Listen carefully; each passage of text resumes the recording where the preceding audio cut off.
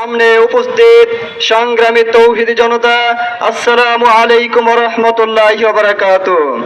সংগ্রামী তৌহিদি জনতা, আমাদের রক্তে আজ আগুন লেগেছে, কলিজা আজ বিদীর্ণ হয়েছে। কেননা বর্তমান সময়ের নব্য প্রধান ডোনাল্ড ট্রাম্পের ইশারায়, নেতানিয়াহুর নির্দেশে আমাদের মুসলিম ভাইদের বোনদের রক্ত নিয়ে হোলি খেলা হচ্ছে।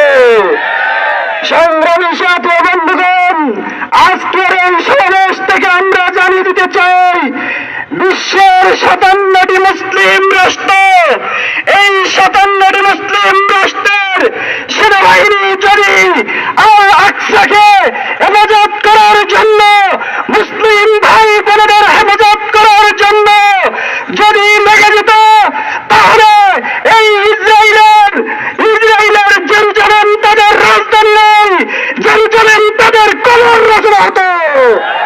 সংগ্রামী সাথী বন্ধুগণ, আজকের সমাবেশ থেকে আমরা জানিয়ে দিতে চাই, বাংলাদেশ থেকে ফিলিস্তিন, বাংলাদেশ থেকে ইসরায়েলের সকল পণ্য বয়কট করতে হবে।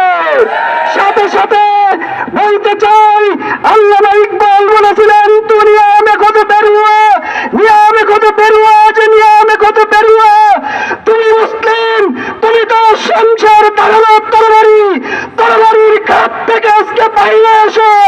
বিশ্ব মুসলিম জাহানের যে দুর্গতি, যে যুদ্ধের দাবানল যে উঠেছে, এখানে তোমাকে অংশগ্রহণ করতে হবে।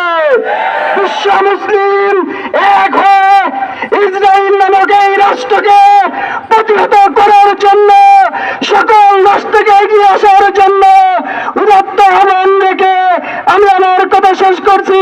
আসসালামু আলাইকুম ওয়া রাহমাতুল্লাহ।